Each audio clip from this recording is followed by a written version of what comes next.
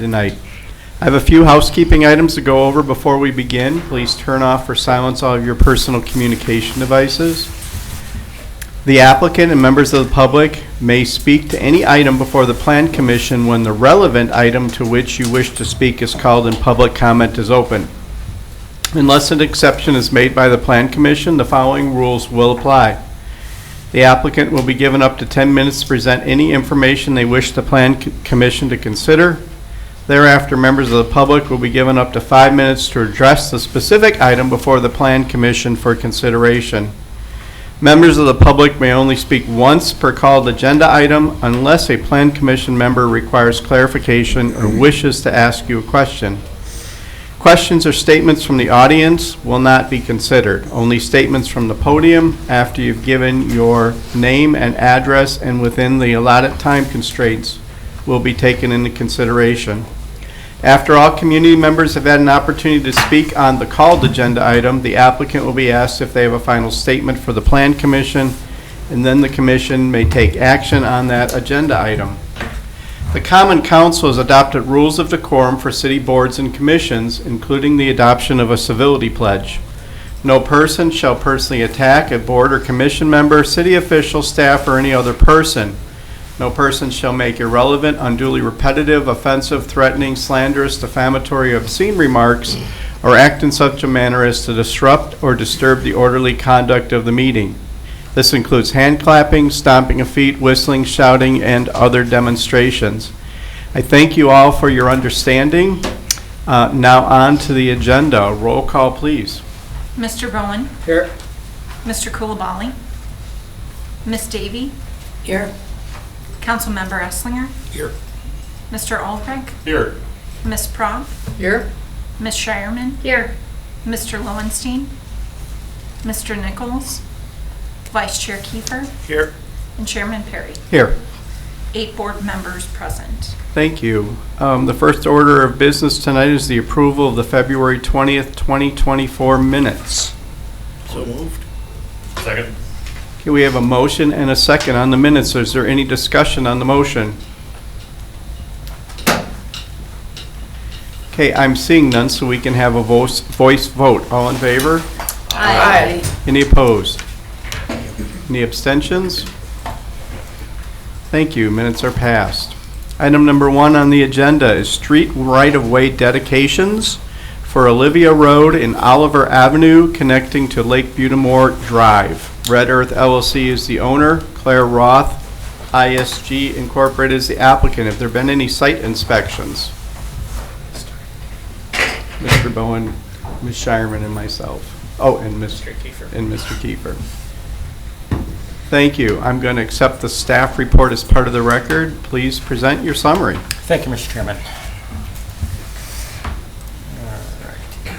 Red Earth LLC received GDP approval by the Common Council on April 11th, 2023 for a 6-phase, 522-unit multifamily residential development. And that was followed by a SIP approval for Phase 1, which includes 80 residential units and a clubhouse, which was approved on December 12th of 2023. Phase 1 will create a 4.76 acre lot and 2 right-of-way connections to Lake Butamore Drive. Right here and right here. And then item 2 will be the Lake Butamore development plat, which essentially surrounds all of Phase 1. So that will be on the next item.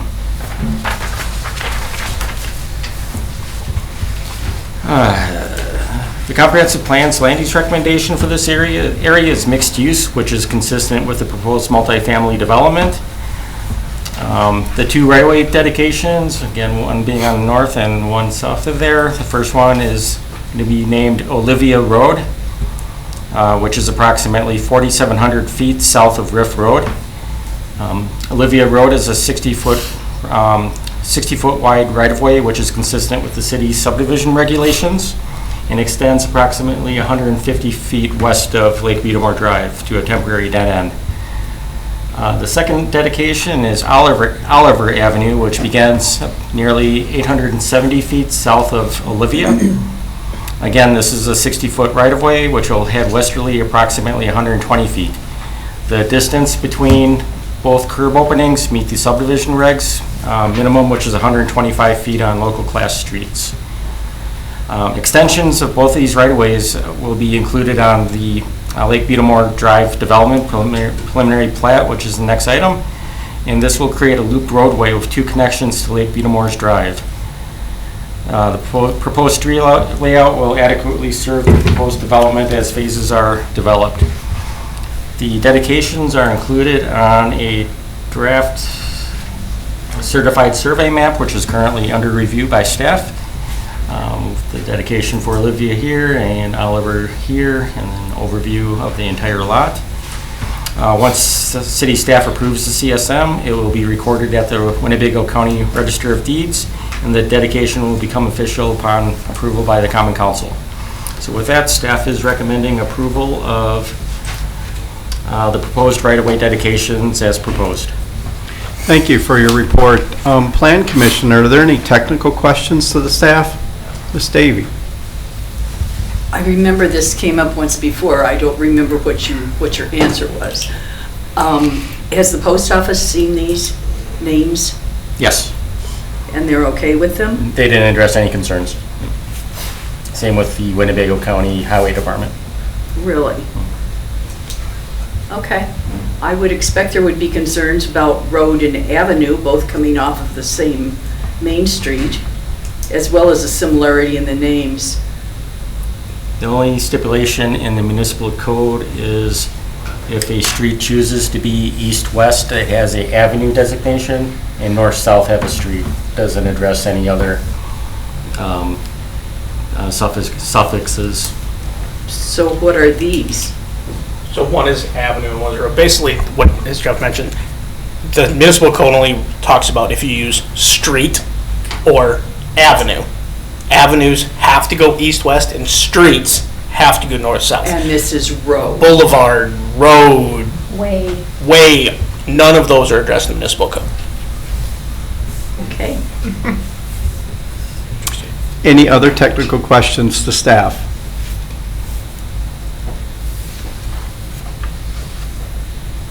All right, I'm seeing none. This is not a public hearing, but I do allow public comment, and at this time, I'd like to open the public comment period and request a statement from the applicant. Is the applicant here tonight? Yes. Would you like to make a brief statement on the road dedications? No. No. All right.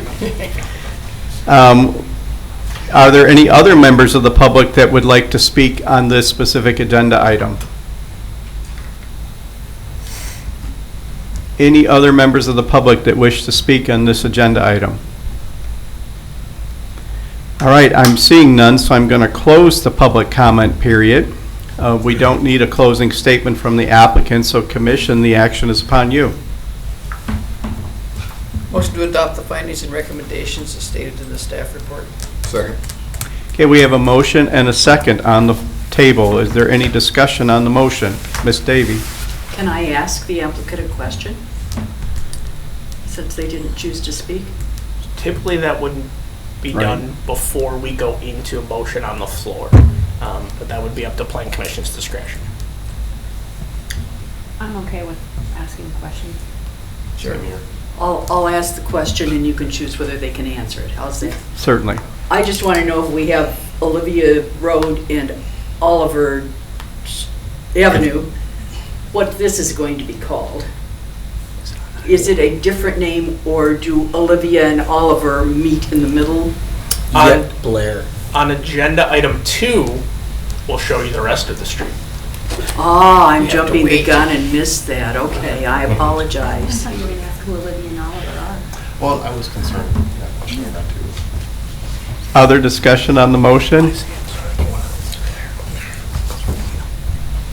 Any other discussion on the motion?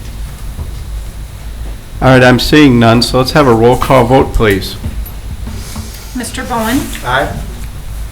Mr. Coulibaly? Aye. Ms. Davy? Aye. Councilmember Essinger? Aye. Mr. Ulrich?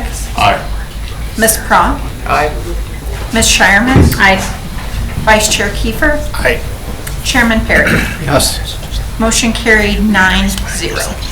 All right, thank you. Item number 2 on the agenda is the preliminary plat for the creation of an 8-lot multi-family residential subdivision at the west 2400 to 3500 blocks of Lake Butamort Drive. It's a Lake Butamort development. Red Earth LLC is the owner. Clara Roth ISG Incorporation is the applicant. Have there been any site inspections? And myself as well. Thank you for identifying. I will accept the staff report as part of the record. Please present your summary. Thank you. The area of the request includes several undeveloped or unplatted parcels totaling 66.9 acres, generally located west of Lake Butamor's Drive. The property is zoned neighborhood mixed use with a planned development overlay. As I mentioned in item 1, Red Earth LLC received GDP and SIP approvals for SIP for 6-phased apartment development and SIP approval for phase 1, which is a 80-unit development. Phase 1 split off. Next slide here. Phase 1 is splitting off this portion here via CSM and creating 2 right-of-way segments leading off of Lake Butamore Drive, while the rest of the lot is going to be platted through a subdivision plat, creating 8 additional new lots and additional right-of-way, which will create a loop roadway system for the development.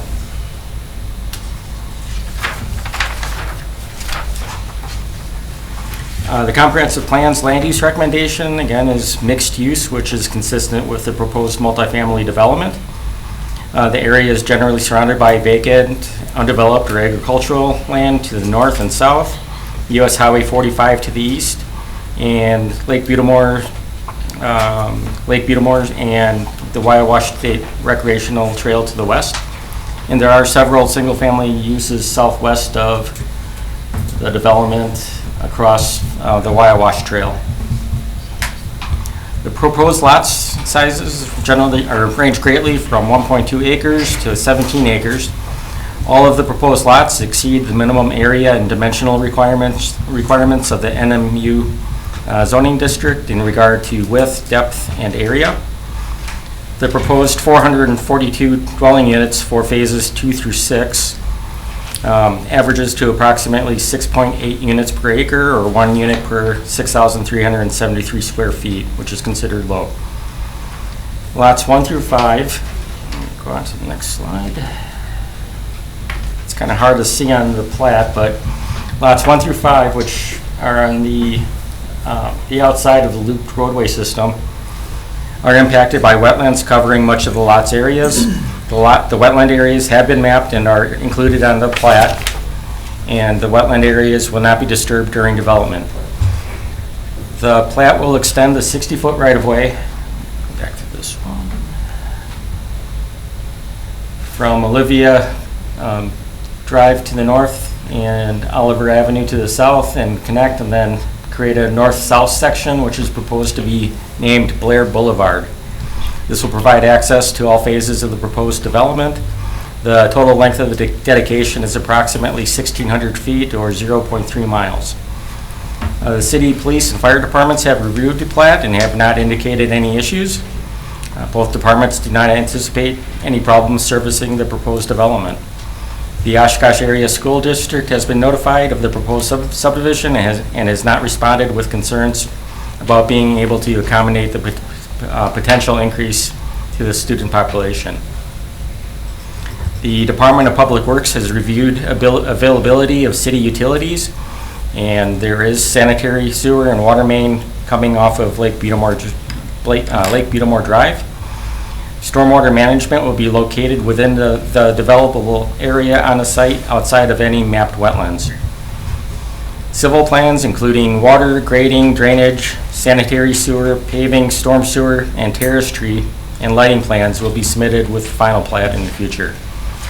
The developer has been working with city staff to start preliminary design of civil plans and to ensure that they meet city code requirements. The subdivision regulations require land dedication in the amount of 900 square feet per each dwelling unit developed within the plat. This equates to 397,800 square feet, or about 9.13 acres. The Common Council may, in lieu of land dedication, accept parkland fees in the amount of $165 per dwelling unit at final plat acceptance, which totals to $72,930. With Phase 1, that would add an additional $13,200 in parkland fees. And then after acceptance of the plat, an additional $165 per unit will be collected at building permit issuance. The park's comprehensive outdoor recreational plan does recommend a community park in this vicinity, northeast or northwest of Highway 45. However, these parks are generally sized at 15 to 30 acres. Planning staff met with the parks director and determined it would be best if the city accepted the fees in lieu of, in this case, to allow the city to pool money and purchase an adequate sized tract of land in this area. This recommendation was presented to the Advisory Parks Board at their February 12, 2024 meeting, and the board concurred with this assessment and will make a recommendation to the Common Council to accept the fees in lieu of land dedication. So with that, staff is recommending approval of the 8-lot preliminary plat as proposed. Thank you very much for your report. Plan Commission, any technical questions for the staff on the plat? Ms. Prop? I like that particular map, but can you show me what's wetlands, mapped as wetlands, and Pretty much. roughly, and what's, It's kind of hard to see on here, but pretty much everything that has not been farmed, everything outside of that is more or less designated as wetland. okay, so basically where you ran your pointer You around can there. kind of see it on here. Per the plating requirements, they are required to provide contours in the developed area, and pretty much the area that's mostly shaded just plain white is wetland area, Plain white is wetland. pretty much so, Okay. yes. Mhm. All right, thank you. Any other technical questions for staff? Ms. Shireman? Did we talk about parkland dedication last time? Or is this the first time we're hearing about it? It's done as part of the planning process. Okay. Which is why we went to Parks Board. We looked at the court plan for this area, and the city is long in the court plan, and again, in the court that the city is right now going through and identifying, established the need for a community park in this area, which is that kind of 30-acre park, which is why working with Parks Director, then taking it to Parks Board, they were kind of all of the opinion, this would be about 10 acres if we did dedication on this property, wouldn't be big enough to meet the needs of all of the residents out there. There's about 100 platted houses right now, approximately about 100 additional platted lots available on the north side. And then basically everything north of Riff Road is that growth area for the city of single-family residential. And that's one of our potential growth areas. Really thought in the situation like this, we should plan for parks to accommodate all of that growth, not just on the apartments, which is why Parks Board ultimately made the same recommendation. We should do fee in lieu of here, so we can take that money and buy parkland that's suited and be developed for the entire area. So that's the second part of my question. So is there timing? So I like that. I like everything you just said, but are we gonna build that park within 5 years? Or, I mean, I live on the west side, we're still waiting for that park 20 years later. Yeah, kind of so, thing. So, To talk about big picture park things, so right now we're doing the corp. The Parks Department is going through updating our corp plan, comprehensive outdoor recreation plan. When that is completed, council has approved us to have a consultant do a impact fee study. Because right now, one of the issues we have is our land dedication and our fee in lieu of barely cover land acquisition cost and leave not a lot of room for any park actual development. Sort of going to council, asking for CIP funding to do actual park improvements and park creation. So council's asked us to do a parkland fee study and get that information back to them on what would it take to appropriately develop our park system based on the needs of our community. Then council will have to make that decision on whether they want to institute a parkland fee impact in the future that would help with some of that concern you have. It just feels like we could take the money and sit on it and not build a park there. So we have to spend it within, 5 years, 10 years, 3 years, on something within the park plan. Even our current fee in lieu of have that same requirement. Like right now, that money is going into the Rouge Park Right. for this year. So it is a concern that we share with you, is how do we do, it's great to get park property. I mean, you think of Ripple Avenue States South Side, they did a parkland dedication. It's just sitting there because having land is great, but unless we have the money to then also develop that parkland, we're not making that impact of what the goal is. Yeah, thank you. Yeah, that makes sense. Thank you. Any other technical questions to staff? Are there sidewalks required on all these roads? Yep, so there's sidewalks internal on Oliver, Olivia, and Blair. Is there sidewalk on Lake Butamore? I don't recall off the top of my head. I think Lake Butamore, our suggestion is that it will need to be graded, so sidewalk can be put in when it is appropriate to put it in. Right now, it wouldn't connect to anything, which is consistent with how we've done a lot of development of this nature, where it's, you need to set up the external connections for when we're able to do them. Any other technical questions? This will have to come back for final plat before they do those future platting of those individual lots. This is just primary plat. Okay, we will have public comment here, and I will open the public comment period. Does the applicant wish to make a statement on the plat approval? Please state your name, the podium, state your name and address for our records, please. Good afternoon. My name is Dan O'Callahan. I'm appearing on behalf of the applicant, Red Earth LLC. With me this afternoon, I've got Jake Buswell and Brian Buswell. We don't have a prepared presentation or remarks, but we did want to introduce ourselves and say thank you for the consideration. We've worked closely with staff in developing these plans, and we support the recommendations that are in the staff report. Happy to answer any questions that you might have. Thank you. Thank you. Are there any members of the public that wish to speak on this specific agenda item, the preliminary plat approval? Any members of the public? Approach the podium and state your name and address for our records, please. My name is Jim Erdman, 2492 Hickory Lane. I also chair the Town of Oshkosh Board. Couple concerns here. First, there was previous meetings here, a lot of opposition to this whole project in this wetland area and that, but that's passed. However, at that time it was supposed to be a lower height here. I believe 3 stories. Now it's going to be higher stories in this proposal, and I don't know what we can do about it, but this whole project here is going to be very stark when you look out at it. It's in the middle of a wetland area. The wetlands are what, 15 feet above, or the high ground there where this building site is going to be 15 feet above the wetlands, so you're looking like 80 feet above the wetlands. It's certainly going to be a distraction for a US 41, 45 interchange. People are driving, looking at that, but that's, I guess, not an issue that anybody, DOT or anybody's going to address. There's this whole project here is sitting at a watershed that goes back many miles, covers a lot of farmland, goes up, and this is the outfall. This outfall here is it's a fish and wildlife area.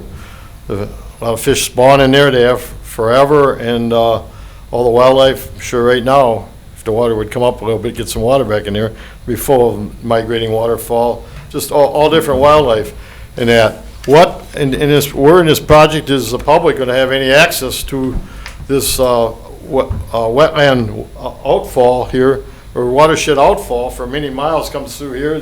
It goes right through the middle of this property into Lake Butamore. Sure, you have access for the people on site that live there, but for the general public, where do they have any access, say, into that region here to go out and put a canoe in or something? So, one question I have here, I don't know if you answer it this time or if I just keep talking. Well, this is about the plat approval. This Okay. is a specific agenda item, so. Okay. Okay, yeah, the other issue, as far as the height here, just my own experience. The heights would be the next, you could comment on that on the next agenda item, but this is about the plat. The height here is not on this agenda item? It's on the next one. The next one, I'm sorry. Okay, right. thank you. You're very welcome. Thank you. Any other member of the public wish to speak on this agenda item? Any other member of the public wish to speak on this agenda item?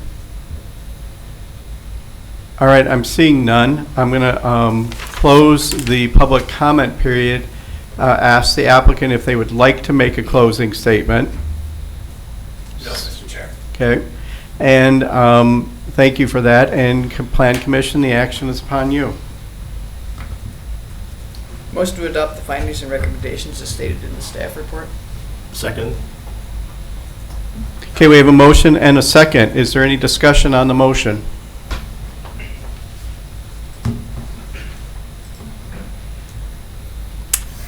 Okay, I'm seeing none, so let's have a roll call vote, please. Mr. Bowen, Aye. Mr. Coulibaly, Aye. Ms. Davy, Aye. Councilmember Esslinger, Aye. Mr. Ulrich, Aye. Ms. Prompt, Aye. Ms. Shireman, Aye. Vice Chair Kiefer, Aye. Chairman Perry. Aye. Motion carried 9-0. All right, thank you. Item number 3 on the agenda is the specific implementation plan for all remaining phases of a multifamily development at West 3400 block of Lake Butamort Drive. Red Earth LLC is the owner. Claire Roth ISG Incorporated is the applicant. Site inspections. And myself. Thank you for reporting that. I'm going to accept the staff report as part of the record. Please present your summary. Thank you. So this is the same subject site as the previous 2 items. As Jeff had mentioned, there was previously a general development plan approved as well as a specific implementation plan for phase 1 of the multifamily development, which included 2 40-unit apartment buildings and a clubhouse in phase 1. It's kind of shown here along Butamore Drive. The applicant is now requesting SIP approval for the remaining phases, which includes 5 82-unit apartment buildings and 8 4-unit townhomes totaling 442 units.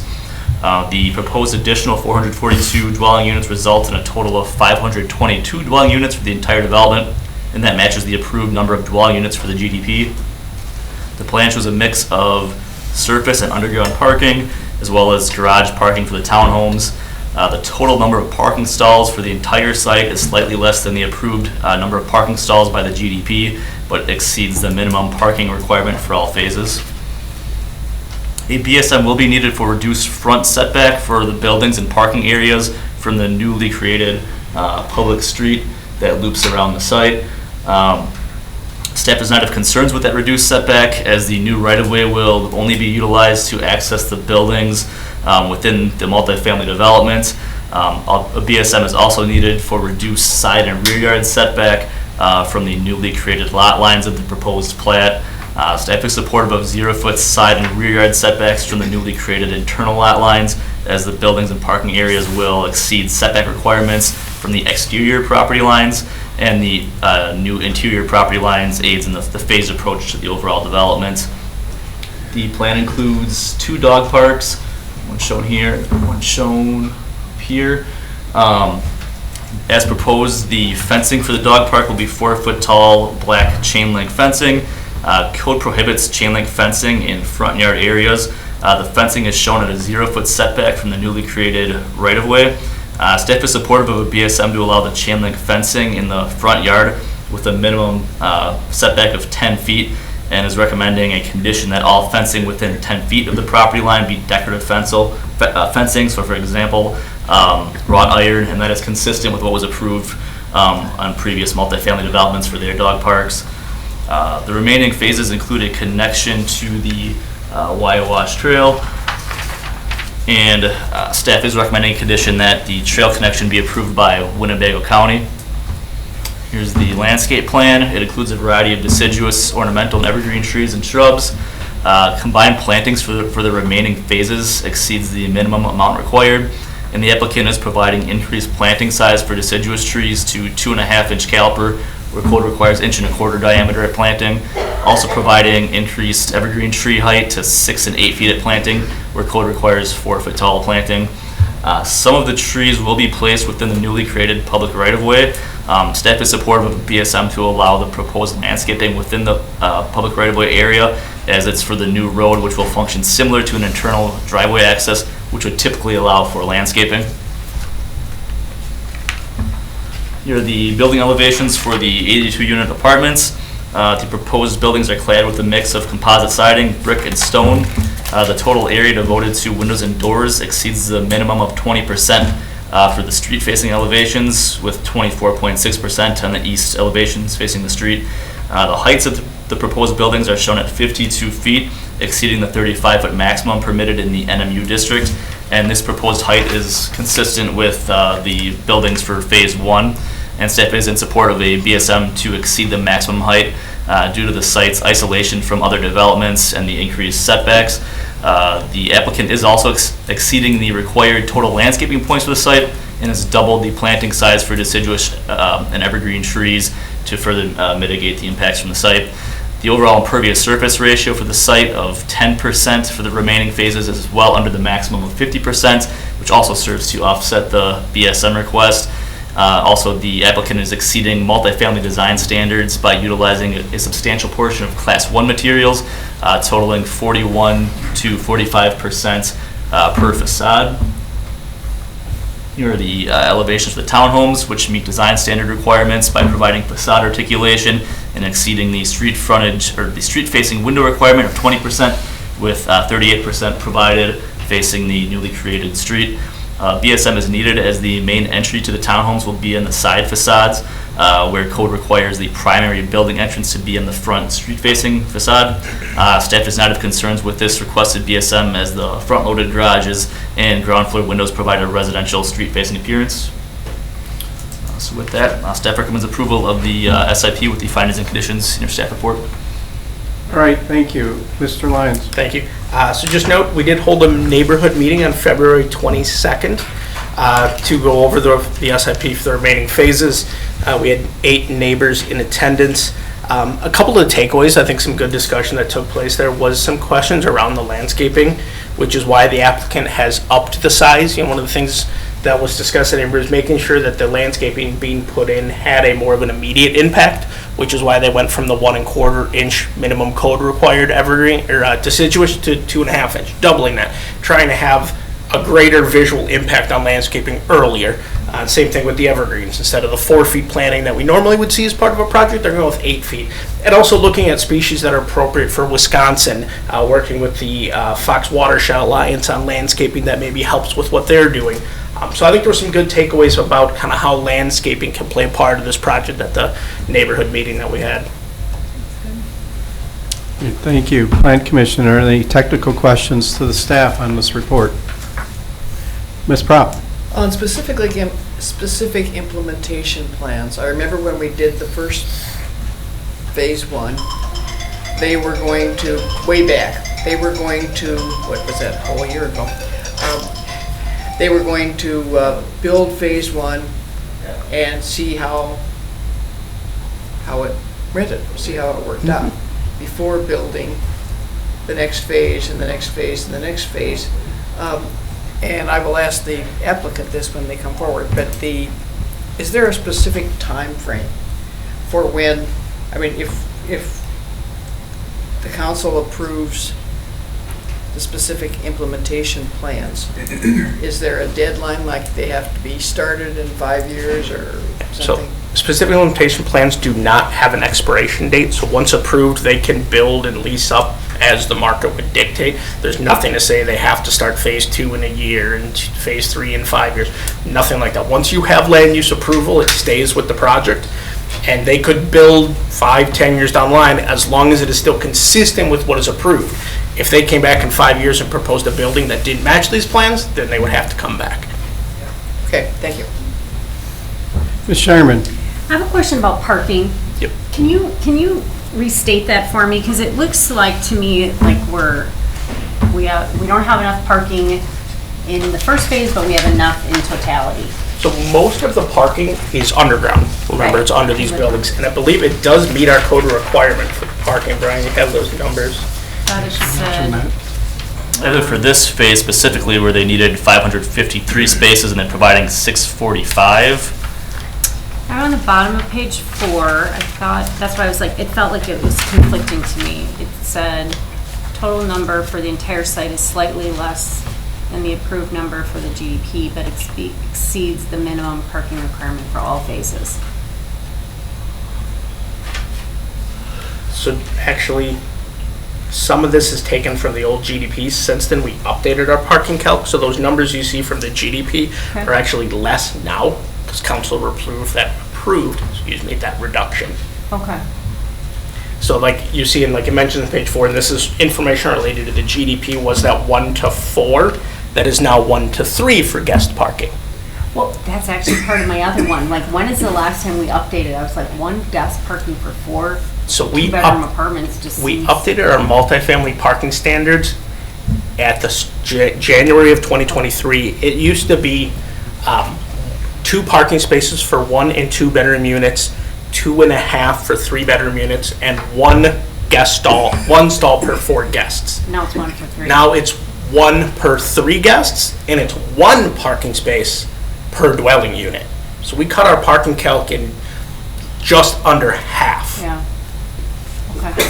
That was part of that whole zoning code update with all the housing related elements we did January of, this might have been December of 22 for this board, and then council approved in January of 23.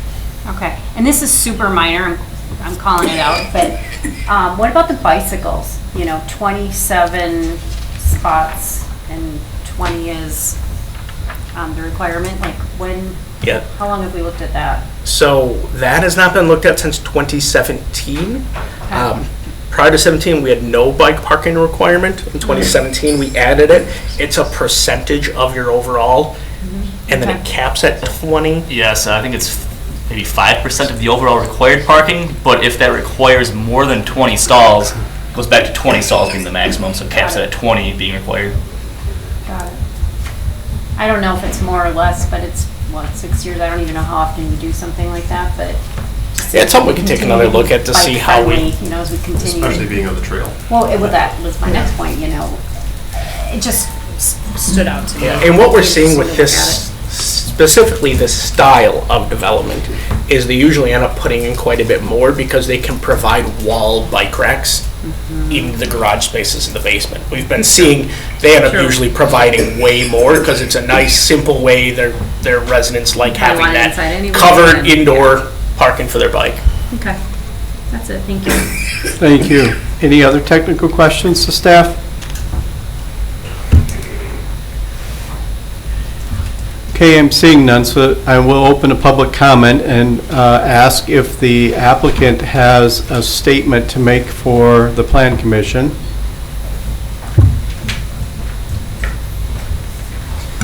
Thank you, Mr. Chair. Again, my name is Dan O'Callahan, appearing on behalf of Red Earth, the developer here. Appreciate your consideration. We appreciated your support last year of the general development plan for this entire project. The town chair is correct. There was some controversy regarding the heights for this project. This went in front of the council several times last year on that very topic, and we did ultimately receive approval for the first phase of the project at the 4 stories that was originally contemplated in the GDP. So we appreciated that support. We're excited to start the first phase of development this spring. Our request right now is to receive approval for all phases of development. Commissioner Propp, you asked about sort of the phasing and what's changed or what hasn't changed. It's still going to be, it will still proceed as a phased project. Construction starting on phase 1 this spring. It's about a 12 to 18 month construction cycle for each phase. So the development team will look to see how those units are being absorbed in the marketplace before starting construction of the next phase.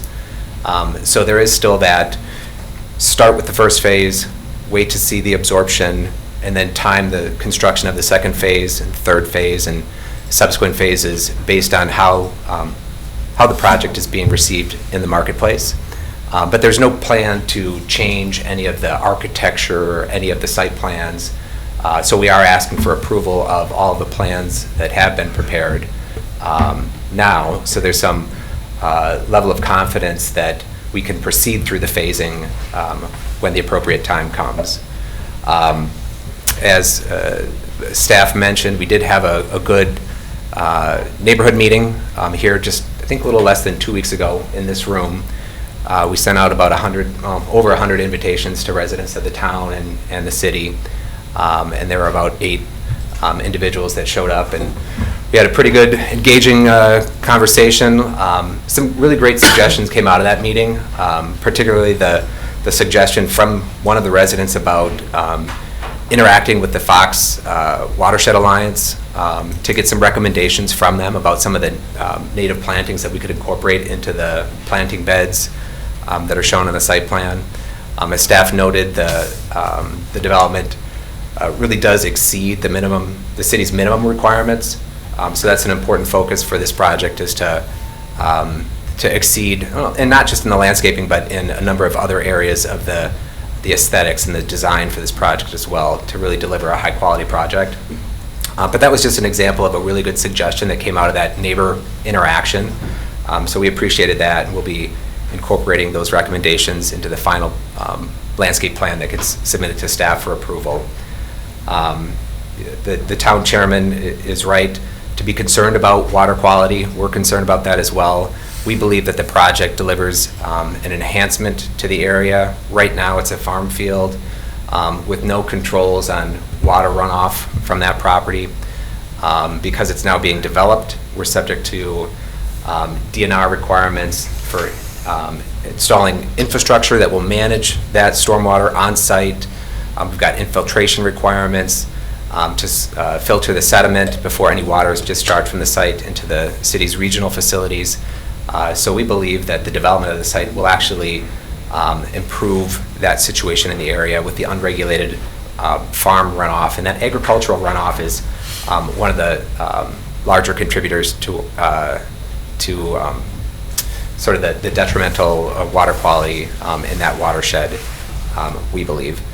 And so we're looking forward to moving forward with phase 1. We'd appreciate your support for the phases. There'll probably be about 5 or 6 distinct phases of construction over the next 6, 7, 8 years.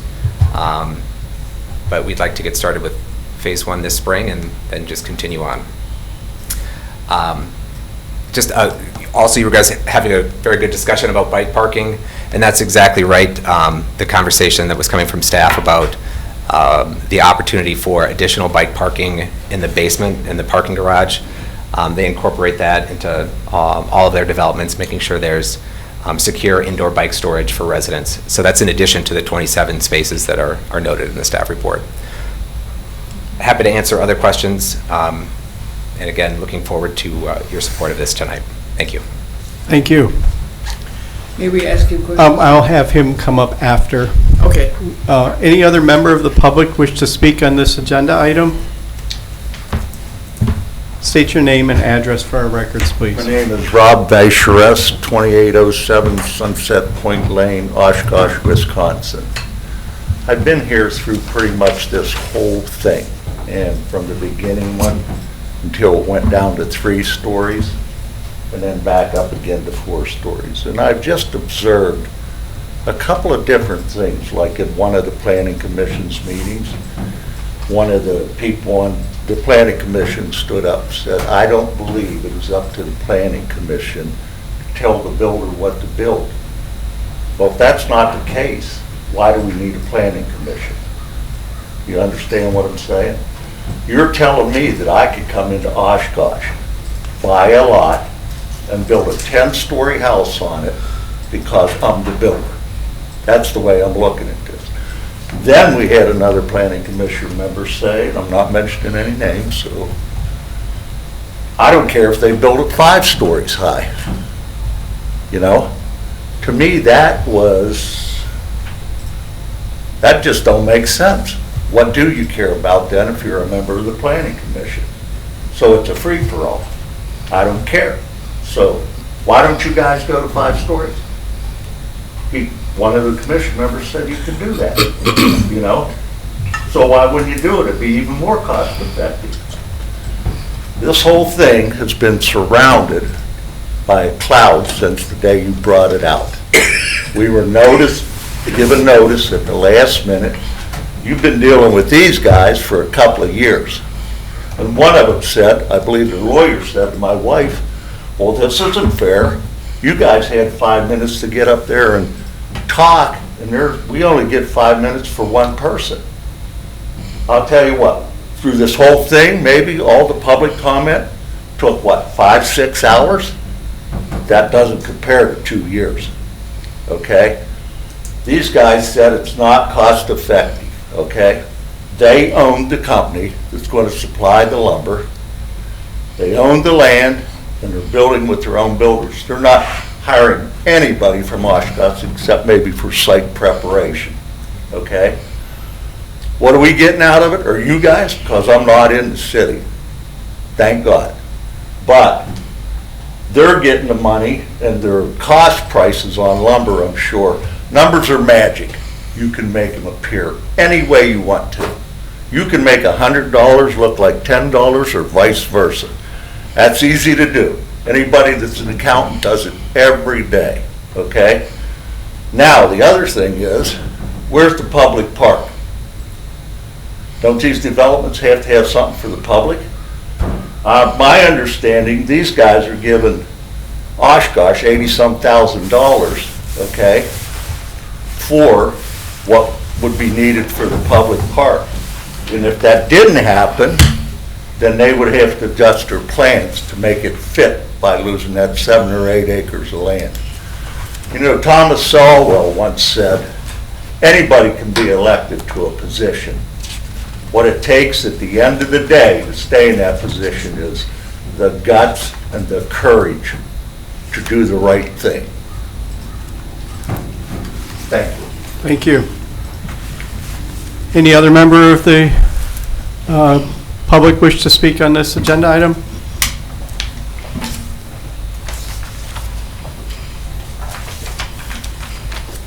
Jim Erdman again, 2492 Hickory Lane, Town of Oshkosh, and also the Town Board Chair.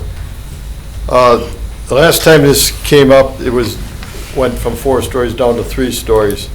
And the height here, even members of the Planning Commission said, that height is an issue, it's stark or whatever. You know, 2 US interstate highways or whatever, 41, 45, out there, here's the interchange, right there. And the off-ramp here, the height does make a difference. This height is, it's about, the grade's about 15 feet above the wetlands right now, and that's why you're gonna be able to put underground parking in. Well, this building's going up, they're not measuring from the floodplain or the high water mark, it's going from the grade. So you add that on to there, and then the way you figure the roofs, or whatever, the peaks of the roofs are gonna be about 80 feet, close to 80 feet above the surrounding wetland areas there, whatever. It's stark. That's standing right out there, and this is close to this interchange. This fellow over here helped me. The town has bought the parcel just to the borders on the south end of a Red Earth property, and we cut an opening across there. Thought we'd get the public some access, get to the wire wash anyway. Took down the dead ash trees in the fall. Worked out there for 3 days, donated our time to cut those dead ash trees down, and working there, it was an education. That 45 southbound ramp going south there, coming off, has to go up to a roundabout. Those trucks are right there, right next to Lake Beatamore Drive, and they're throttling down. Every somebody comes off there to go to that off-ramp to get onto either into Oshkosh or to get onto 41 North, they're throttling down, and it's just a roar. So builders over there, just so you're aware of it now, when you build that and you want to go even higher with another story, when there's noise there from all those people, DOT, I don't think is going to build you a wall because they were there before you did the development.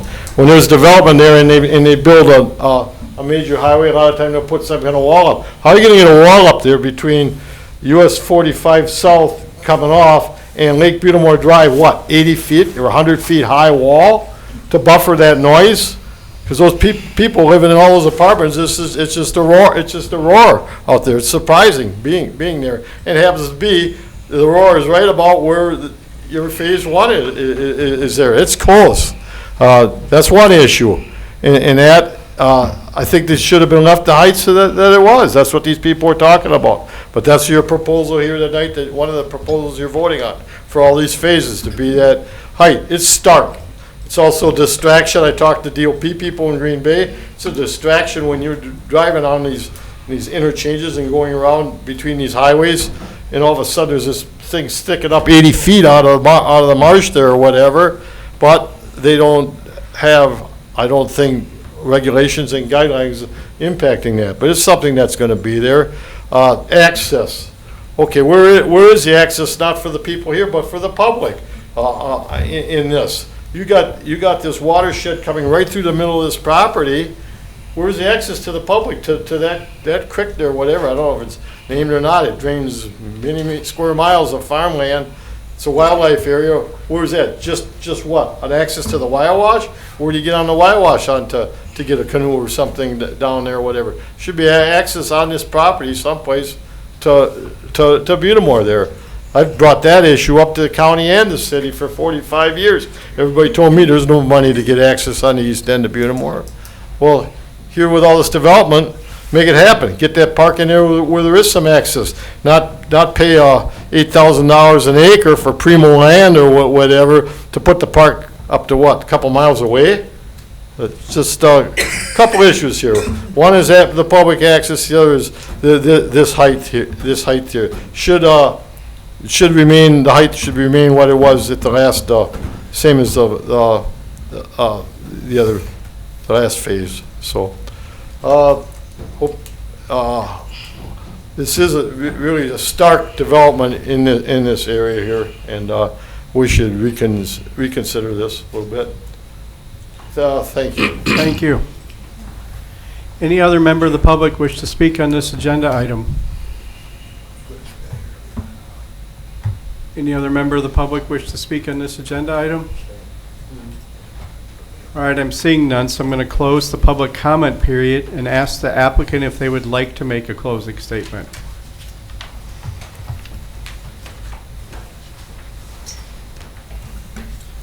Thank you, Mr. Chair. Just very briefly, we do believe that the plans we presented in this SIP are consistent with the GDP that's been approved. I understand that town chair is concerned about the development being a distraction along the freeway. We don't share that concern. There's certainly plenty of development up and down the freeway corridor, so we don't think this will present any safety concerns or distractions for motorists. There is a trail connection to the Wyowash Trail that is required, and it was discussed in the staff report.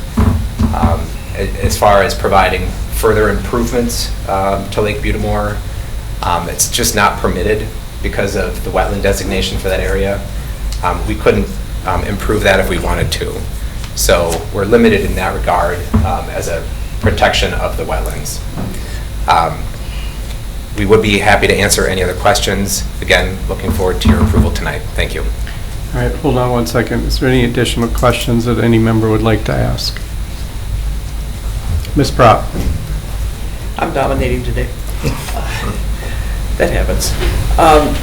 You mentioned the Foxwolf Watershed Alliance, talking with them about natural plantings. Yes. Well, that sparked in my mind, could you have a discussion with them, a water quality discussion about Jim Erdman's point that this is a watershed that drains an awful lot of land. And just in terms of the fish spawning and what they know about what is going on in that water, that might be very helpful. Not that you're going to change anything, but maybe there's just some small thing Absolutely. that you could do. It would help mitigate any impact. That was precisely the type of recommendation that came out of the neighborhood meeting, a suggestion from one of the residents that's involved with the Watershed Alliance. So we can bring that up as well, and look to incorporate those recommendations into the final landscape plan. Okay, good. And in previous developments, as I recall, you've done a lot of developments in Wisconsin. Generally, how long does it take to call it fill up phase one or get it to the point where you feel you're able to go on to phase 2 or 3? The plan tentatively is to begin construction of the next phase a year from now. The particular market absorption. It won't even be finished with phase 1, it will still be dry. Planning for that will for the second phase Okay. will take place and begin even before construction is completed. Okay. The marketing and lease-up efforts will begin before the building is completed. It depends on the particular market that we're in terms of what that absorption rate is, how many leases get signed every month. We can't fill an entire building all at once, but if the recent housing study is any indication, we do anticipate pretty strong interest in the type of housing that's being proposed here. Okay, thank you. Mr. Oler? I have 2 questions. I once lived in some apartments by Highway 41, and so I'm also concerned with noise. Can you speak at all to any conversations you might have had with the DOT when it comes to any kind of sound wall or soundproofing? I can't personally. Jake, I don't know if you have, we're not expecting the DOT to come in and build us a sound Right. wall. Certainly there are many multifamily projects that are developed along highway corridors. It's Noise, expected to be a common complaint from people who rent, so I'm wondering if you're going to front that at all with any kind of mediation. no, there's no plan for a sound wall. Do you want to?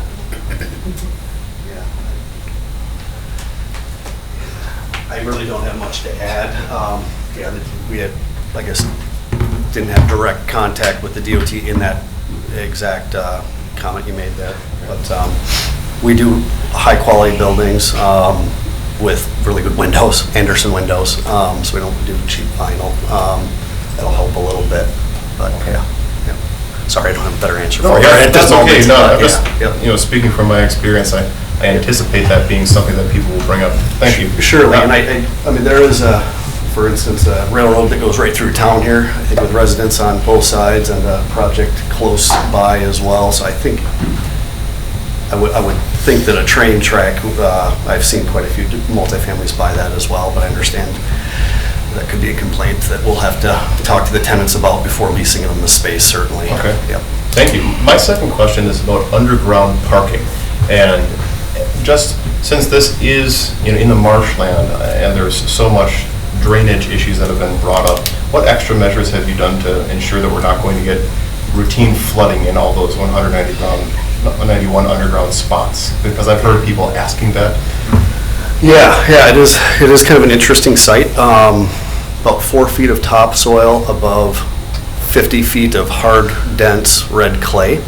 So our engineer, ISG, we've talked to multiple times on this project, and we had Intech actually did our soil borings. But I have full confidence that they have engineered the site to prohibit or to prevent that from happening, getting the garage floors to an appropriate grade, sloping it correctly, added extra base below the garage foundation, where typically it would, this may be better for up your alley, but we added gravel and sand base underneath the garage slabs for those types of reasons, added drain tile, a lot of little things that wouldn't normally be required in just a flat site that was high above the water table.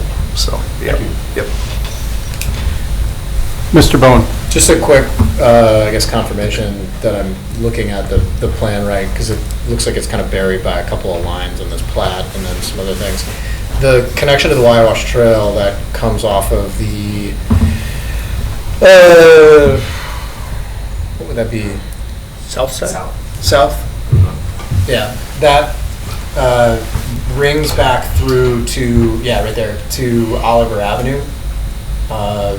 if I see that correctly? So does that connect to that sidewalk?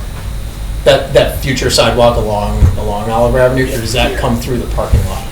There's sidewalk along the south side of the. Okay, I think that's where I was trying to see. Lines over it, yeah. So, I guess in theory, that public connection, it connects to the public right of way.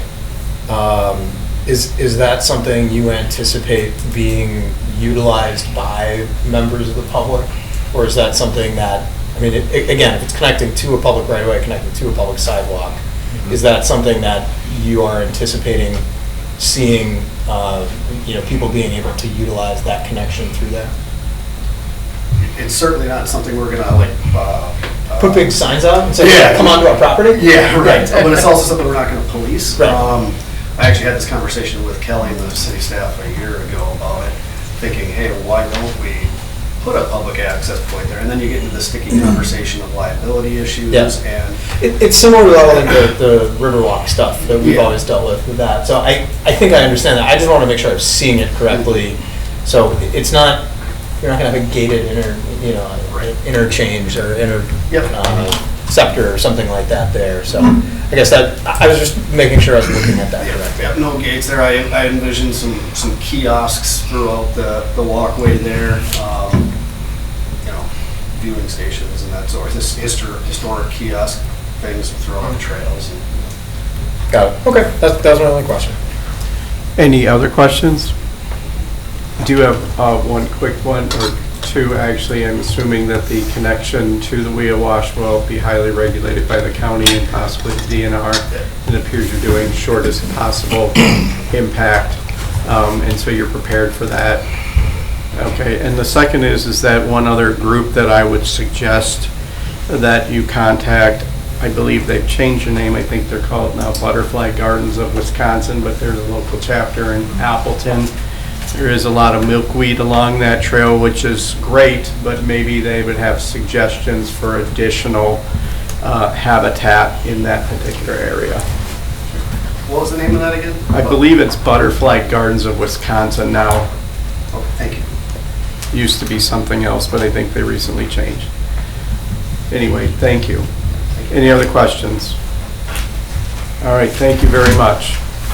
The public comment period is closed. So, Commission, the action is upon you. Motion to adopt the findings and recommendations as stated in the staff report. Second.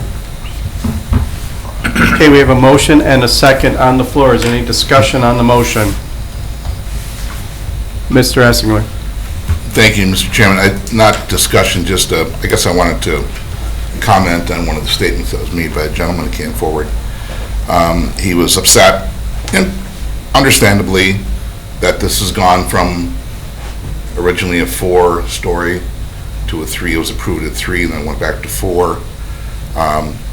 But the reality is that that's gone through a couple different councils, new members, and those opinions change.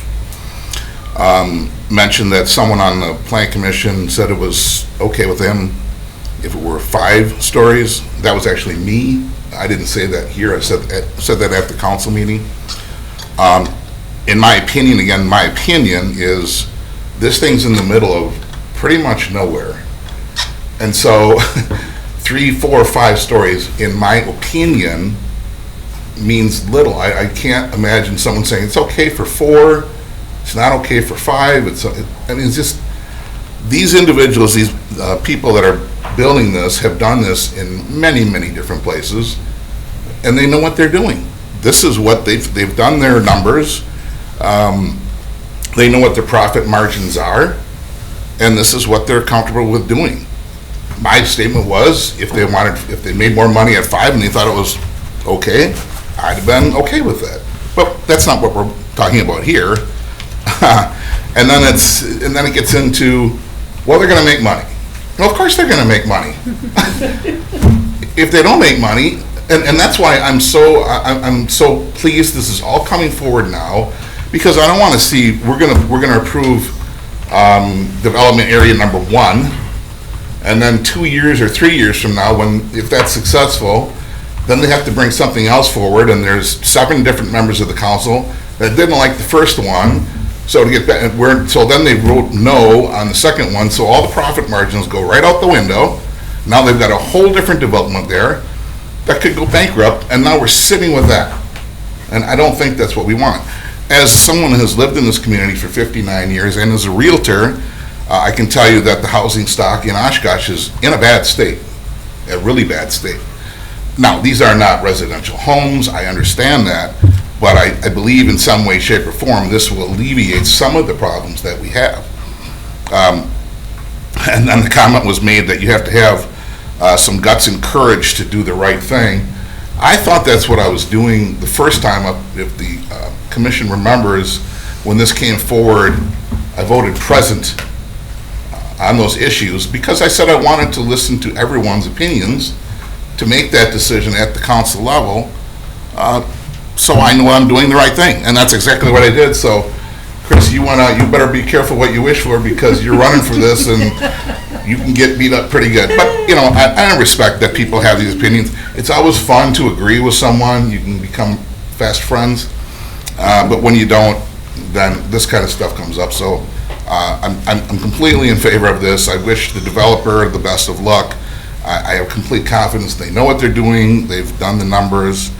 I'm sure the numbers are accurate. I don't think they're trying to pull the wool over anyone's eyes. Oh, and there's this other air that somehow, and I'll speak for myself, because I've had some emails on the council level that I have a very big interest in this. And why do I have such a big interest in this? Wink, wink.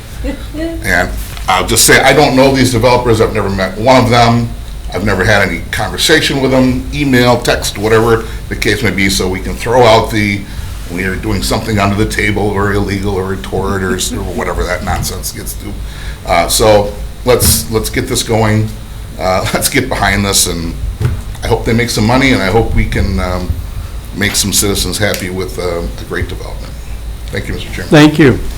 Other comments on the motion? Ms. Prop? Well, I had voted against it the first time, and it came back, and I knew there was council support to change the height, and so I voted to send it on. And at this point, I'm giving up opposition. I still think it's, Jim Erdman, hey, I don't always agree with him, but it's going to seem stark initially. But I'm hoping that it's as nice as developers say it's going to be, and as even the opposition initially said it was going to be. And we do need housing. As Paul says, we desperately need housing of all kinds. So I'm going to vote in favor of this. Thank you. Any other comment on the motion? I do have a comment myself. In the past, I have not been in support of this project in all phases until now. And my support for the project now stems from exactly the reason that Councilmember Essingler stated, is that once Phase 1 is built, my biggest fear as a notice property owner is if it is not built all the way, because then that does create those issues that many of the residents have voiced either in the newspaper or in person. And I would want to see the whole thing go through. There's a vested interest not only for myself and my neighbors, but I believe the entire city to make sure this project goes all the way through now. And because of that, and Phase 1 already being approved, it makes all the sense in the world to continue to support the rest of the phases to make sure this project is a success. Any other comments? Mr. Kulavali? I feel like voting for this too, but I need to express the fact that I am concerned about the noise issue, and I want the builders to take good note of it, because now we are being addressing issues of the neighbors, because they're there to see, but those who are coming, we could probably do something for them before they are in those habitat too. So I've been living, in proximity to the highway. It is I've been living by railroad tracks too. It's not the same. No. It is infernal. It is not bearable. It is. I don't know how to get used to that. But I don't see a potential wall being so tall. But I think this is a very serious issue for their own business. It might be nice, people might move in, but it might get the reputation of being a place where the noise is unbearable. Thank you. Any other discussion on the motion? Okay, I'm seeing none, so let's have a roll call vote, please. Mr. Bowen? Aye. Mr. Coulibaly? Aye. Ms. Davy? Aye. Councilmember Esslinger? Aye. Mr. Ulrich? Aye. Ms. Prock? Aye. Ms. Shireman? Aye. Vice Chair Kiefer? Aye. Chairman Perry? Aye. Motion carried 9-0. Thank you, everybody. The last item on the agenda is adjournment. So moved. Second. A motion and a second. We have a voice vote. All in favor, say aye. Aye. All right, we are adjourned.